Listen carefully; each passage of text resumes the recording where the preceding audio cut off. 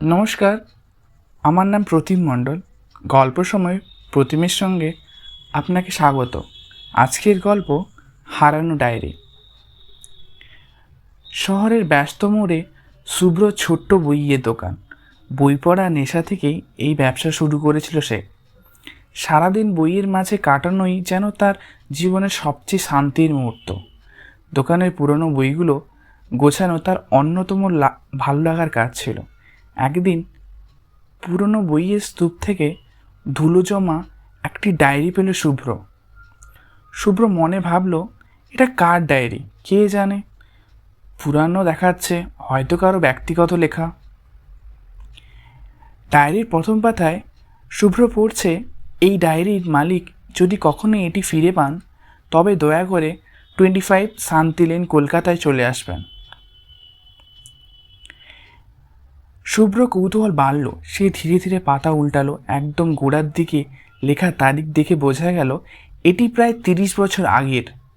হাতের লেখা খুবই সুন্দর, পরিপাটি।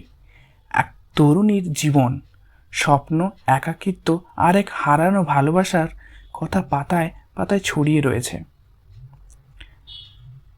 ডায়েরির পাতায় লেখা, আজ সন্ধ্যায় বৃষ্টির শব্দ শুনতে শুনতে আবার তোমার কথা মনে পড়ল। তুমি কি এখনও সেই পুরানো বইয়ের দোকানে যাও? জানি না, কিন্তু আমি চাই একদিন যদি তুমি ফিরে আসো, যদি এই লেখা কোনোভাবে তোমার হাতে পড়ে, জেনে রেখো আমি অপেক্ষা করব।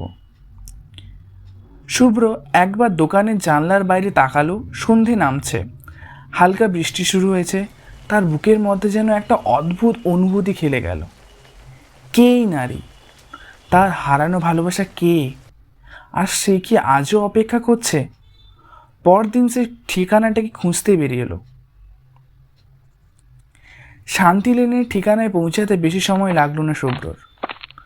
পুরানো ধুলো জমা দরজা, দেয়ালে শ্যাওলা পড়া। শুভ্র একটু দ্বিধান্বিত হলো। তারপর সাহস করে দরজায় কড়া নাড়ল। দরজায় কড়া নাড়ার শব্দ হওয়ার পর বৃদ্ধা দরজা খুলল। হ্যাঁ, বলুন। আমি এই ডায়েরিটি ঠিকানার কথা উল্লেখ করা পেয়েছি। এটি কি আপনার? শুভ্র বলল।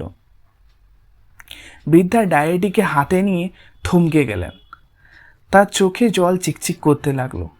এটা এটা আমার ছোটবেলার ডায়েরি। কবে হারিয়েছিলাম মনে নেই। তুমি কোথায় পেলে? বৃদ্ধা বলল। শুভ্র বলল, আমার বইয়ের দোকান পুরনো বইয়ের স্তূপে ছিল। আপনার লেখা পড়ে মনে হলো এই ডায়েরির গল্পটা অসমাপ্ত রয়ে গেছে। বৃদ্ধা দীর্ঘশ্বাস ফেলে বলল, হ্যাঁ, এই ডায়েরিতে যা কথা লেখা আছে সে আর কেউ নেই, কিন্তু স্মৃতিগুলো রয়ে গেছে। আমরা একসাথে বই পড়তাম, গল্প লিখতাম। তারপর একদিন সে চলে গেল, আর কখনো ফিরে আসেনি। শুভ্র তাকিয়ে দেখল বৃদ্ধার কাঁপতে থাকা হাত। তার চোখের কোণে অশ্রুর ছাপ স্পষ্ট। সে হয়তো হাজারবার এই গল্প মনে মনে বলে গেছেন, কিন্তু আজ অনেক বছর পর তার হারিয়ে যাওয়া স্মৃতিগুলো আবার জেগে উঠল। বৃদ্ধা স্মৃতিকাতর কণ্ঠে বলল, ওর নাম ছিল অভিরূপ। ও ছিল আমার প্রথম ও শেষ প্রেম। আমি ভাবতাম একদিনও ফিরে আসবে, কিন্তু জীবন সবসময় আমাদের আশা অনুযায়ী চলে না। শুভ্র কিছুক্ষণ চুপচাপ দাঁড়িয়ে থাকলো। তারপর সে ডায়েরিটি বৃদ্ধার হাতে তুলে দিল। বৃদ্ধা ডায়েরিটিকে বুকে চেপে, যেন অনেক পুরনো একখণ্ড ভালোবাসা তিনি আবার ফিরে পেলেন। শুভ্র ধীরে ধীরে পা বাড়ালো, কিন্তু মনটা ভারী হয়ে রইল।